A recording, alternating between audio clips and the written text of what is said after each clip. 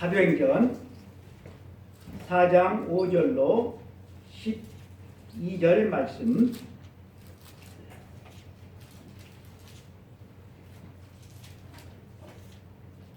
다 함께 합독하시겠습니다. 이튿날 관리들과 장로들과 서기관들이 예루살렘에 모였는데 대제사장 안나스와 가야바와 요한과 알렉산더와 및 대제사장의 문중이 다 참여하여 사도들을 가운데 세우고 묻되 너희가 무슨 권세와 누구의 이름으로 이 일을 행하였느냐.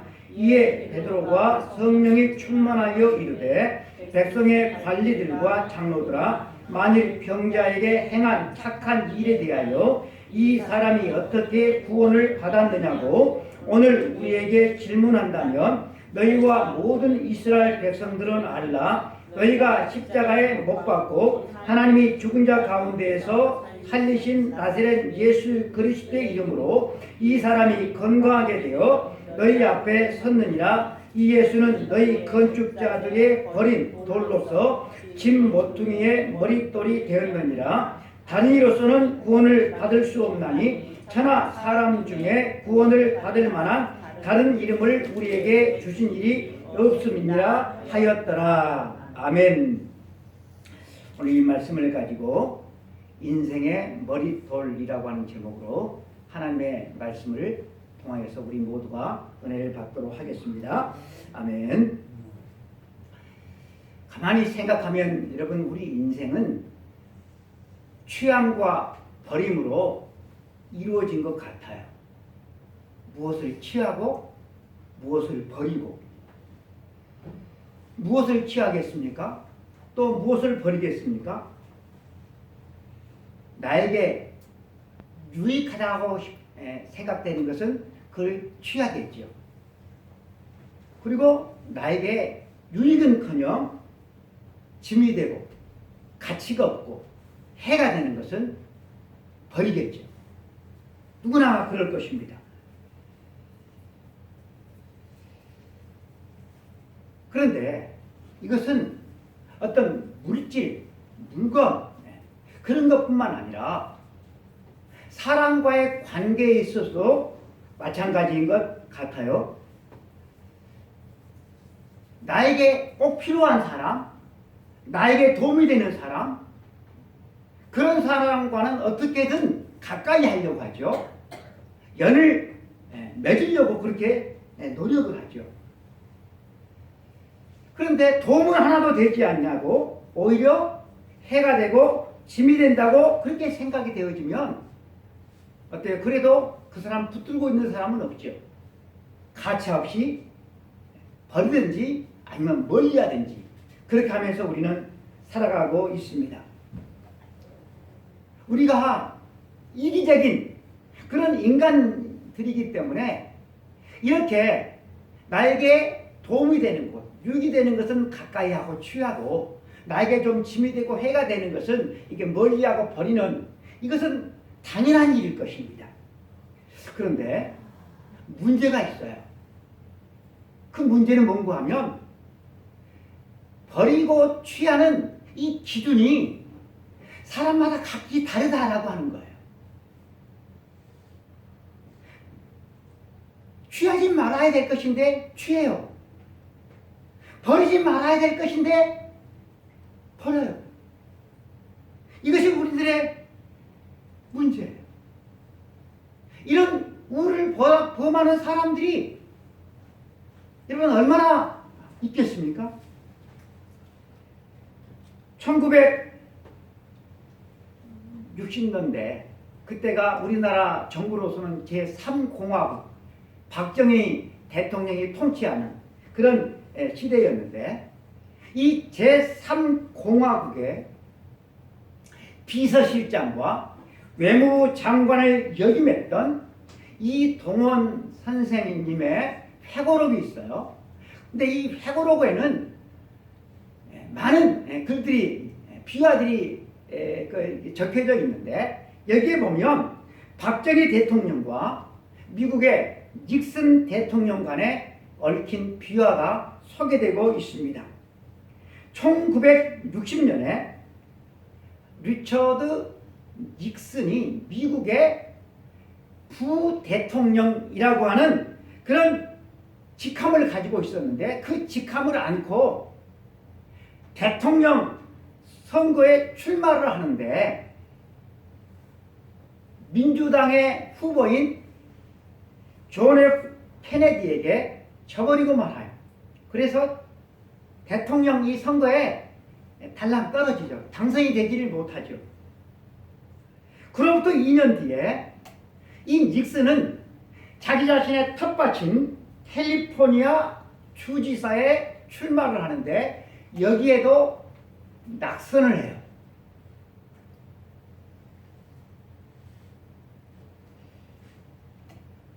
대통령에 낙선하고 자기의 텃밭인 주지사에서도 낙선을 하고 이제는 정치적으로 다시 재기할 수 없는 사람처럼 그렇게 여겨지게 되었습니다. 그 후에 이제 정치에서 물러나 야인이 된 이 닉슨은 1966년 9월에 박정희 대통령이 통치하던 이 대한민국을 방문을 하게 되어집니다. 당시 미 대사이었던 브라운 대사는 한때는 자기 나라 부통령이었잖아요. 그 닉슨을 존중해서 개인 자격으로 김포공항까지 나가서 닉슨을 영접합니다. 이때 한국 정부를 대표해서 환영 나온 사람은 한 사람도 없었어요. 닉슨은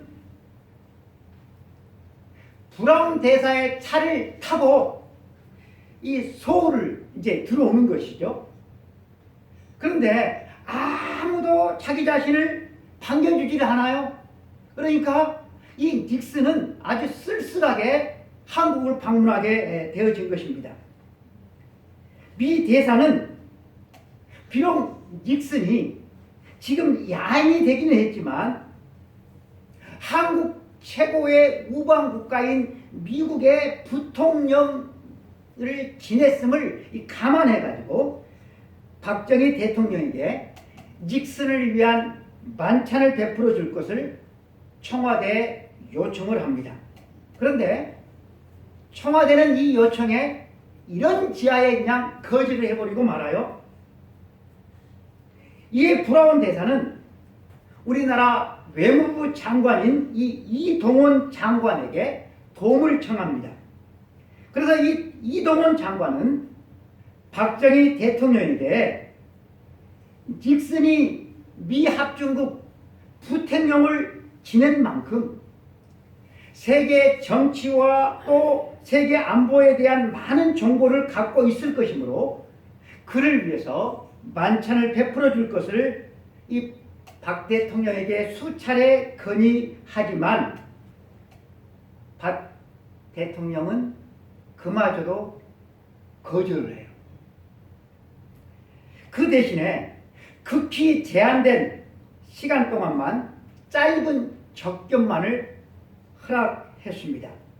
그것은 미 부통령이었던 이 닉슨의 전력을 비추어 볼 때 참으로 박절한 대접이었습니다. 닉슨이 한국을 떠나기 전날 밤에 주한 미 대사였던 브라운 대사는 대사 관저에서 닉슨을 위한 만찬을 열고서 한국의 전 강요를 초청을 합니다. 그런데 이 만찬에 참석한 한국의 강요들은 우리나라 외무부 장관인 이동원 장관밖에 없었어요. 전 강요를 다 초청을 했는데 딱 한 사람 참석을 해요. 여러분 그 이유가 뭔지 아세요? 그 동일한 시간에 박정희 대통령이 청와대에다가 모든 광료들을 위한 만찬을 열었기 때문에 그래요. 결국 닉슨을 위해서 미 대사가 준비했던 화려한 만찬은 아주 쓸쓸하게 끝나버리고 말았습니다. 여러분, 그 당시 우리 대한민국은 전 세계 많은 나라들 가운데서 최빈국, 최약소국이었잖아요. 그런 나라의 대통령으로부터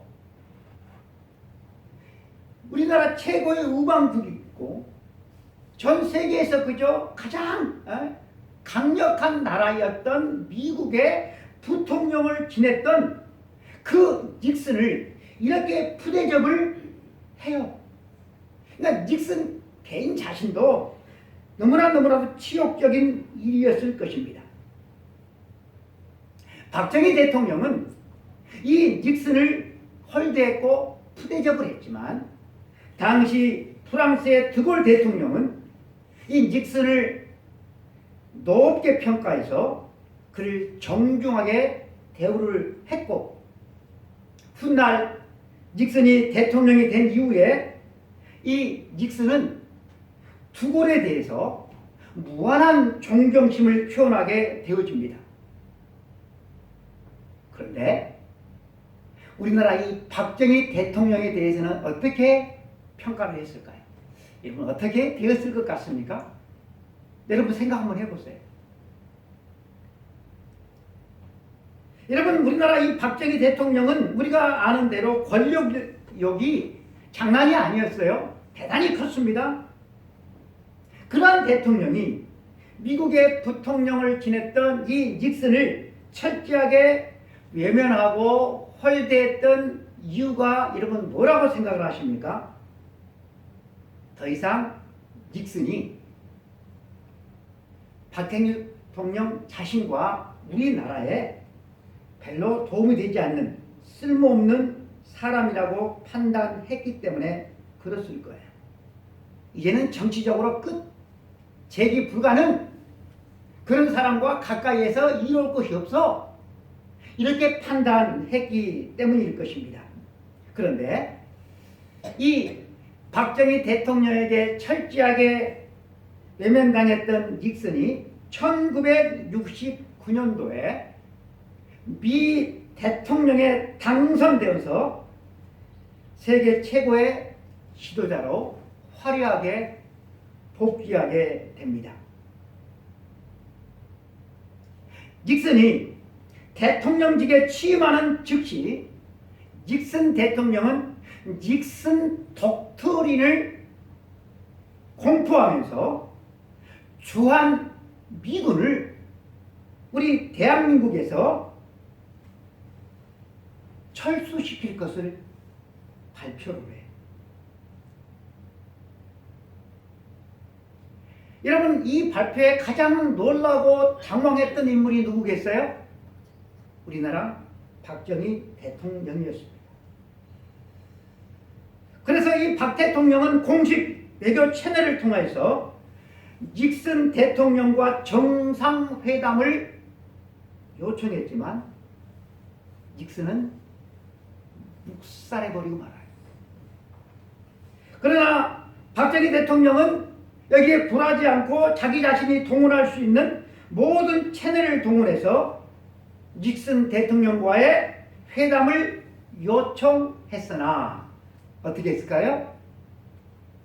조 집사님, 계속 묵살해버려요. 그런데 박 대통령이 포기하지 않냐고 계속 요청을 하니까 닉슨 대통령은 자신을 만나고 싶으면 워싱턴에 있는 백악관이 아니라 캘리포니아 세크라멘토로 오라고 연락을 취합니다. 업무 일정상 백악관에서는 만날 수가 없기 때문에 자기 자신의 휴가 기간 중 자기 별장이 있는 곳으로 오라고 하는 의미였습니다. 별장에서 두 정상이 격이 없는 대화를 나누면서 친분을 다지기 위했다라고 한다면 얼마나 좋았겠습니까? 그러나 목적은 거기에 있는 것이 아니라 자기 자신이 박 대통령에게 당한 그대로 되갚기 위한 것이 목적이었다고 합니다.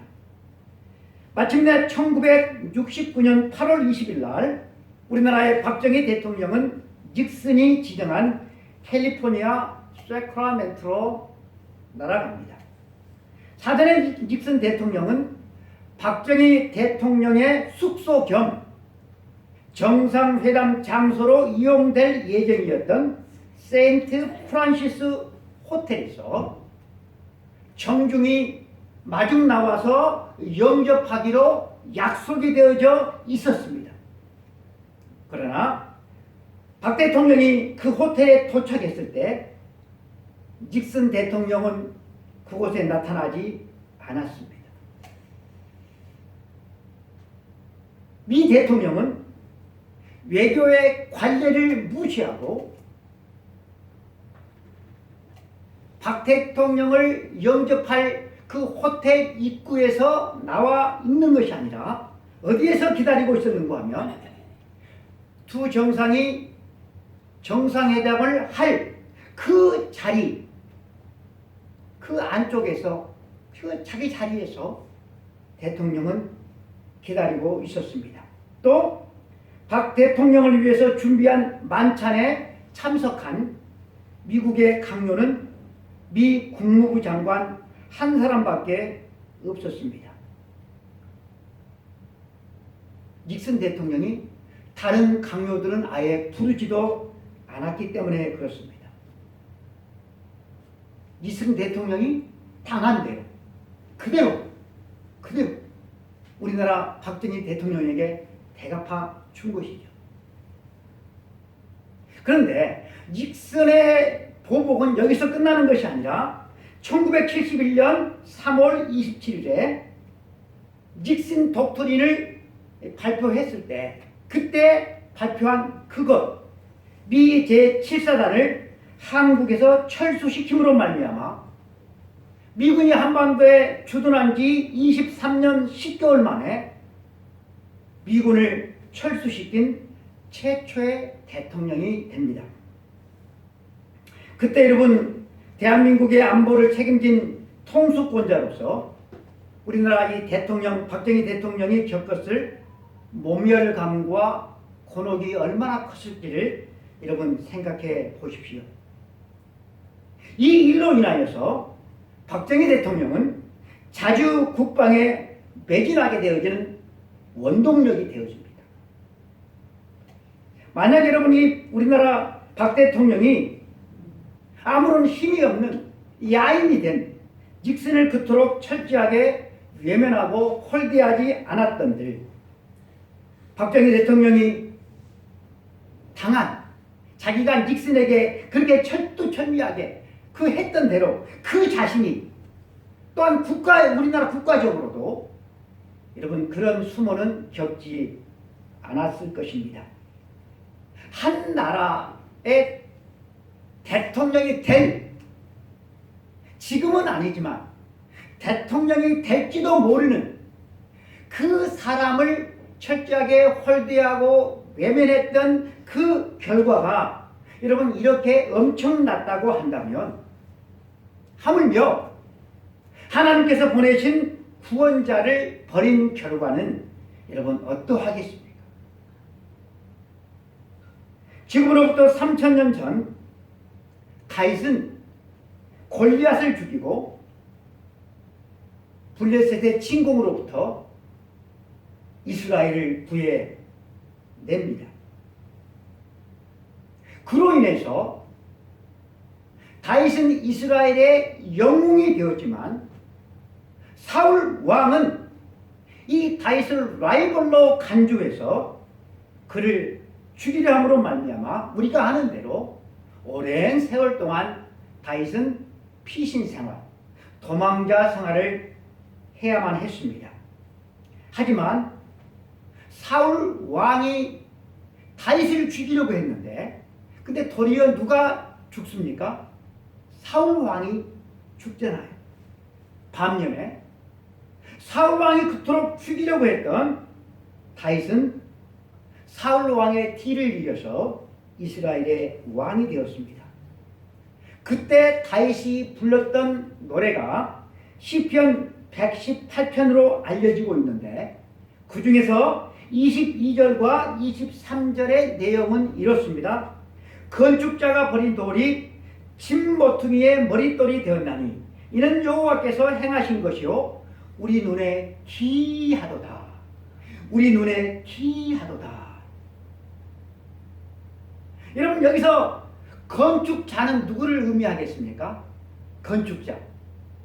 금모 집사님 누구를 의미하겠어요? 조 집사님은 누구를 의미해요? 건축자는 누구를 의미해요? 건축자가 버린 돌. 여기 건축자는 누구를 의미할까요? 사울왕이죠. 건축자가 버린 돌은 누구를 의미해요? 다윗 자신을 의미합니다. 사울왕은 이스라엘을 세우는 건축자로 자기 자신을 인식하고 있어요.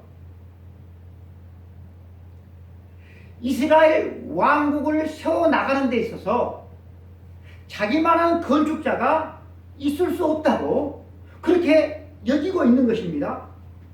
그런데 가만히 보니까 자기보다 더 뛰어나고 자기보다 국민들에게 사랑을 받고 자기보다 하나님에게 더 인정을 받는 이 다윗은 사울왕 자기 자신이 만들어가는 그 나라에 걸림돌이 되는 거예요. 그래서 사울왕을 제거하기로 결심을 합니다. 절대 권력을 가진 사울왕은 한 사람 다윗을 죽이기 위해서 무려 3,000명에 이르는 특공대를 조직을 해서 이스라엘 전역을 샅샅이 흩고 다녔어요. 그렇다고 한다면 이제 다윗의 목숨은 죽은 목숨이죠. 이건 시간 문제죠. 하지만 이 사울 왕이 버린 다윗을 누가 하나님께서 취하셔서 이스라엘 집의 모퉁이 돌, 다시 말해서 이스라엘 나라의 주춧돌로 하나님께서 삼으셨다라고 하는 것입니다. 다윗의 그 올곧은 믿음, 흔들림 없는 충성, 그리고 순수한 영혼을 보시고 하나님께서 이스라엘을 위한 이스라엘 나라의 머릿돌, 다시 말해서 주춧돌로 세우신 것입니다. 사울 왕이 수단과 방법을 가리지 않고 다윗을 죽이려고 하는 그런 상황 속에서 하나님께서 이 다윗과 함께하지 않으셨다고 한다면 이것은 일어날 수 없는 일이에요. 그래서 기이한 일이었습니다. 다윗은 이 사실을 너무나도 잘 알기 때문에 건축자의 버린 돌이 침 모퉁이의 머릿돌이 되었나니 이는 여호와께서 행하신 것이라 이 일이 기이하다고 그렇게 하나님을 찬양하지 않을 수밖에 없었다라고 하는 것입니다. 그리고 3,000년이 지난 오늘날에 여러분 이스라엘의 국기에는 뭐가 그려져 있어요? 별 하나가 딱 그려져 있습니다. 여러분 이 별이 뭔지 아세요? 다윗의 별입니다. 다윗의 별이 이스라엘 국기에 여러분 그려져 있다라고 하는 것은 다윗의 그 믿음을 주춧돌 삼아서 이스라엘 나라가 건국되었다라고 하는 뜻이에요. 다윗으로부터 1000년이 지나서 하나님의 독생자 예수님께서 이 땅에 오십니다. 그런데 이 땅에 오신 하나님의 독생자 예수님을 유대교 지도자들이 사울 왕이 다윗을 죽이려 했던 것처럼 똑같이 예수님을 죽이려고 했습니다. 이 때문에 예수님께서 마태복음 21장에서 악한 농부의 비유를 통해서 그들의 잘못을 책망하시면서 이렇게 말씀하십니다. 42절에 보면 너희가 성경의 건축자들이 버린 돌이 모퉁이의 머릿돌이 되었나니 이것은 주로 말미암아 된 것이요 우리 눈에 기이하도다 함을 읽어본 일이 없느냐. 그러니까 예수님께서 다윗의 식구를 그대로 인용하셔서 그들을 책망을 해요. 처음에 다윗이 이 시편에서 말할 때 건축자는 누구를 의미했어요? 건축자는 누구를? 사울왕. 그리고 버린 돌은? 그 버린 돌은 자기 자신을 의미했어요. 그런데 예수님께서 다시 그 식구를 인용을 해요. 그러다 한다면 이 건축자는 누구를 의미하겠어요? 유대교의 종교 지도자. 그리고 건축자들이 버린 돌은 예수님 자기 자신을 의미하고 있습니다. 유대교 지도자들은 사울 왕이 그러했던 것처럼 이스라엘 나라를 세워가는 데 있어서 자기 자신들이 최고의 건축자들이라는 그 자부심, 자만심 속에서 그들은 살았습니다. 그 건축자의 입장에서 볼 때 나사렛 촌구석 빈민 출신 뱀도 없는 이 예수 그리스도가 메시아를 자청하고 있는 거예요. 그러니 이 종교 지도자들이 볼 때 자기들이 세워가는 그 나라에 회방꾼에 지나지를 않았어요. 그래서 사울 왕이 다윗을 죽이려 했던 것처럼 똑같이 그들은 예수 그리스도를 죽이려고 했습니다. 하지만 하나님께서는 그들이 버린 예수 그리스도로 말미암아 하나님의 나라의 주춧돌로 삼으시고 그 주춧돌 위에 당신의 몸된 교회를 세우셨어요. 예수님께서 종교 지도자들에게 건축자가 버린 돌이 침 모퉁이의 머릿돌이 되었다. 이 글을, 이 말씀을 너희들은 읽어본 적도 없고 알지도 못하느냐라고 여러분 그들을 질타하십니다. 그리고 오늘 우리는 주님의 이 말씀을 다시 본문 속에서 접하게 되어집니다. 성경 미문 앞에서 나면서부터 안진뱅이 된 이 사람을 누가 일으킵니까? 베드로와 요한이. 이 사건과 관련해서 유대의 종교 지도자들은 이 베드로와 요한을 잡아 가두었어요.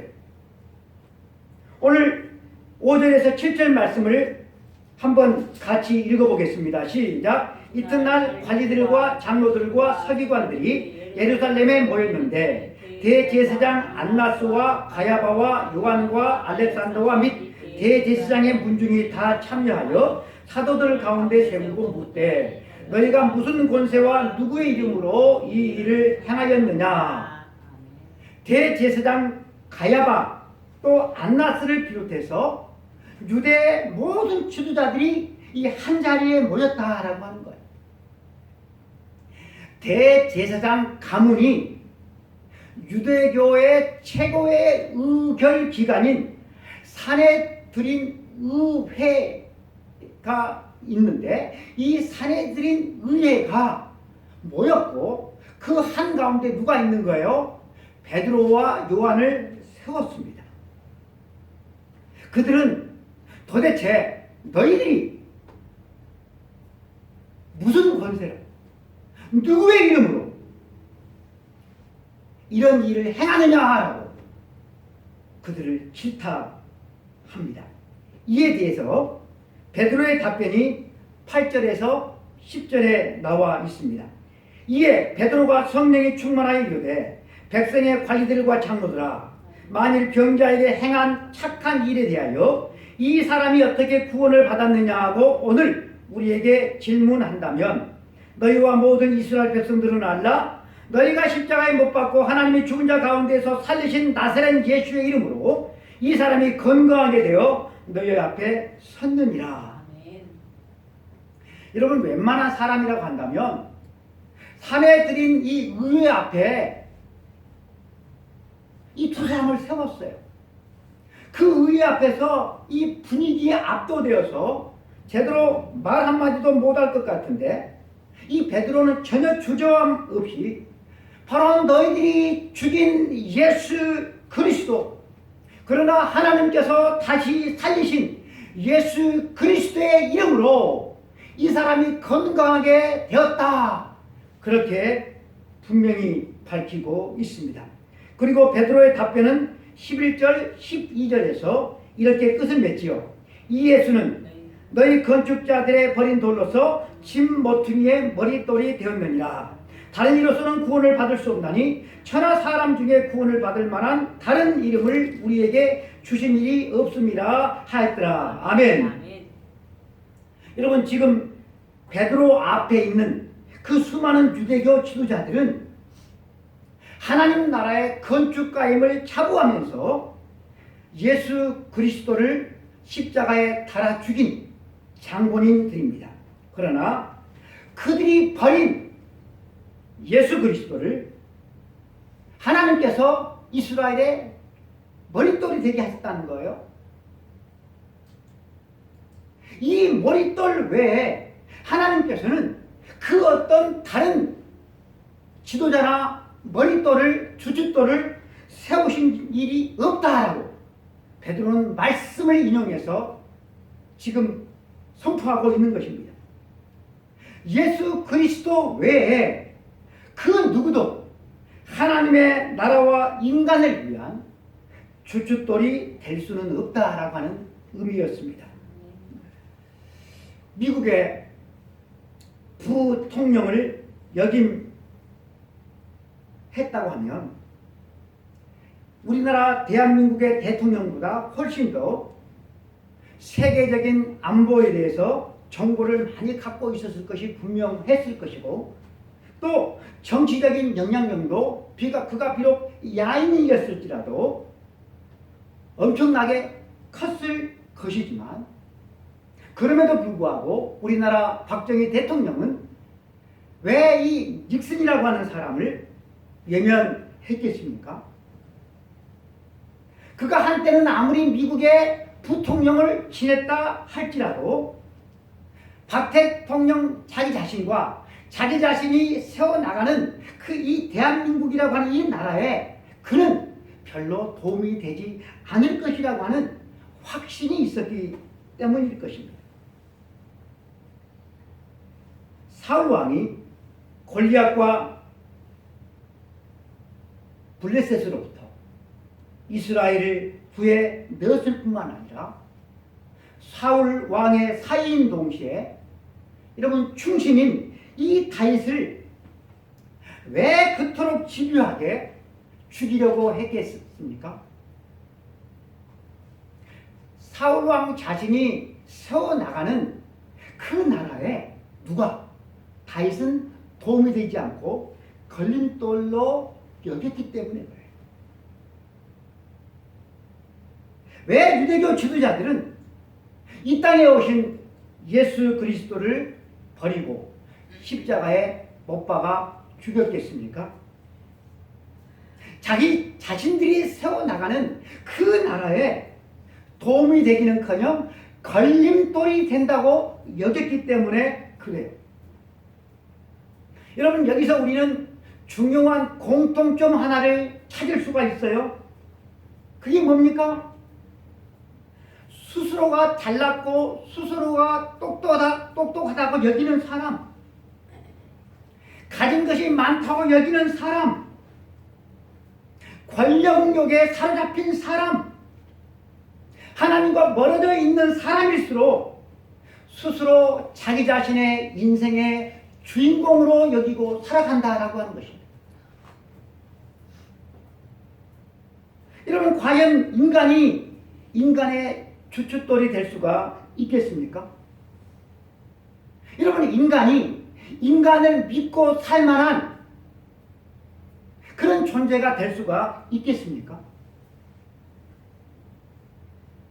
닉슨을 철두철미하게 예면했던 박정희 대통령은 반대로 대통령이 된 닉슨에 의해서 철두철미하게 무시당하고 보복당하고 말았습니다. 뿐만 아니라 박 대통령 그 자신도 자기 자신의 충복이었던 중앙정보부장의 총에 피살되고 말았지 않습니까? 사울 왕 또한 그 자신이 그토록 자랑하고 믿었던 그 자기 자신의 군대와 자기가 자칫 사랑했던 그 자기의 세 아들을 지키지도 못하고 한날 한시 같은 장소에서 전멸당하는 것을 자기의 두 눈으로 똑똑히 지켜봐야겠고 그 자신 또한 자살로 생을 마감하고 말았습니다. 유대교 지도자들 또한 자기 자신들에게 임한 하나님의 아들 예수 그리스도를 십자가에 못 박은 무리들이 되고 말았습니다.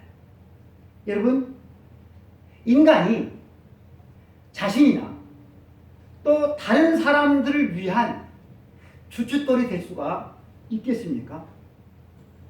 우리 인간의 어떤 사상이든지 권력이든지 철학이든지 우리 인간을 위한 주춧돌은 이것은 불가능한 거예요. 그 이유가 뭐겠습니까? 나 자신의 생명이 우리의 코끝에 있잖아요. 코끝에 달려있잖아요. 나 자신이 언제 죽을지 언제 어떻게 될지도 나 자신도 모르는데 대체 그런 인간이 이런 유한한 인간이 그 누구의 주춧돌이 될 수가 있단 말입니까? 오직 우리를 대신해서 십자가에서 죽으시고 부활하신 사망을 깨뜨리시고 이기신 우리 주 예수 그리스도만이 우리 인간과 하나님의 나라의 영원한 주춧돌이심을 우리는 믿습니다. 그런데 참으로 안타까운 사실은 예수 그리스도를 믿노라고 하는 그런 사람들이 말은 믿는다고 하는데 실제 삶 속에서 주님을 버리고 살아간다라고 하는 것입니다. 여러분들은 어떻습니까? 여러분들의 삶의 현장에서 예수 그리스도를 나의 주춧돌로 나의 머릿돌로 삼고 하나님의 선한 청지기로서의 사랑과 헌신의 삶을 봉사의 삶을 우리가 살아가고 있느냐라고 하는 거예요. 우리가 그런 삶에서 우리가 멀어 있다고 한다면 우리 또한 사울왕처럼 유대의 종교 지도자들처럼 예수님을 버리고 살아가는 자들에 지나지 않아요. 사랑하는 성도 여러분, 우리가 예수 그리스도를 버리고 살면 우리가 욕망하는 그 욕망하는 것을 더 쉽게, 더 빨리, 더 많이 성취할 수는 있습니다. 그러나 성취한 그 모든 것들이 하나님이 없는 상태이기 때문에 어느 날 불현듯 수많은 권력자들의 권력처럼 그 사람의 개인처럼 무너지게 되어질 것입니다. 혹 우리가 주님의 말씀 안에서 주님의 말씀을 붙들고 주님을 붙들고 살았다고 할지라도 우리는 어려움을 당할 수가 있어요. 본문 속에 베드로를 들여다보면 선한 일을 했어요. 그런데 지금 곤혹을 치르고 있어요. 유대의 종교 지도자들부터 위협을 받고 있어요. 그럼에도 불구하고 베드로는 전혀 주눅들거나 쫄지를 않아요. 겁내지를 않아요. 베드로전서 2장 19절 이하를 통해서 그는 이렇게 증거하고 있습니다. 부당하게 고난을 받아도 하나님을 생각함으로 슬픔을 참으면 이는 아름다우나 죄가 있어 매를 맞고 참으면 무슨 칭찬이 있으리요. 그러나 선을 행함으로 고난을 받고 참으면 이는 하나님 앞에서 아름다우니라. 여러분, 우리가 주님 때문에 당하는 고난은 생고생이 아니라 하나님 앞에서 실로 아름다운 것이다 라고 베드로는 단언하고 있습니다. 여러분, 그것이 왜 아름다운 일이 될 수가 있겠습니까? 세상이 버린 예수 그리스도와 그 사랑과 함께 하고 있기 때문에 그렇습니다. 우리가 주님으로부터 당하는 그 모든 고난은 주 예수를 깊이 아는 놀라운 그 은혜, 예수님께서 당하는 그 모든, 우리가 당하는 예수님으로부터 예수님 때문에 당하는 모든 고난은 주 예수 그리스도를 깊이 아는 놀라운 은혜가 되기 때문에 여러분 그 일이 실로 아름다운 것입니다. 사랑하는 성도 여러분, 아직까지도 세상이 더 좋고 세상 재미가 더 좋고 세상 물질이 더 좋고 아직까지도 주님보다 물질, 세상 더 귀하고 더 값지고 더 가까이 하고 살아가고 있습니까? 솔로몬은 자기가 취하고 자기가 누리고 자기가 얻은 그 모든 영광이 들에 피어있는 꽃보다 못하다고 고백을 했습니다. 물거품보다 더 허망한 세상에 썩어질 욕망을 우리 모두가 버릴 수 있기를 바랍니다. 아멘. 아멘 하세요. 아멘. 우리가 취할 것, 그것은 세상의 것이 아니라 우리의 영원한 추춧돌이 되신 우리 주 예수 그리스도 한 분밖에 없습니다. 닉슨은 자기가 당했던 그대로 박 대통령에게 보복을 했지만 우리 주님은 결코 우리를 보복하지 않아요. 우리가 죄인 되었을 때, 하나님을 모르고 살았을 때 우리를 위해서 이 땅에 오시고 우리를 대신해서 죽으시고 부활하시고, 뿐만 아니라 우리가 삶 속에서 당신을 삶의 주춧돌로 삼을 수 있도록 이 시간도 말씀으로 찾아오신 분이 바로 우리 주님이시기 때문에 그렇습니다. 허망한 세상의 것을 조금이라도 더 가지기 위해서 우리가 몸부림치며 살기보다 주님을 더 알아가기 위해서 몸부림치며 살아갈 수 있는 저와 여러분이 되기를 축복합니다. 주 예수보다 귀한 것은 없습니다. 기도하겠습니다. 하나님 아버지 감사합니다. 주 예수보다 귀한 것은 결코 있을 수가 없습니다. 그럼에도 불구하고 결코 있을 수 없는 아지나 영화 같은 것을 붙잡기 위해서 힘쓰고 애쓰며 살아가는 애처로운 저희 인생들입니다. 하나님 불쌍히 여겨 주시기를 원합니다. 이제 어느 정도 우리가 인생을 살아보았사오니 무엇을 취하고 무엇을 버릴 것인지 바로 깨닫게 하시고 그 깨달은 바를 하나님 아버지 믿음으로 순종하며 살아갈 수 있는 하나님의 자녀들을 되게 하여 주옵소서. 우리의 뜻을 추구하는 인생이 아니라 먼저 그의 나라와 그의 의를 추구하며 살아갈 수 있도록 날마다 말씀과 기도 생활에 전념할 수 있는 저희가 되어줄 수 있도록 도와 주옵소서. 우리 주 예수 그리스도 이름으로 기도드리옵나이다. 아멘.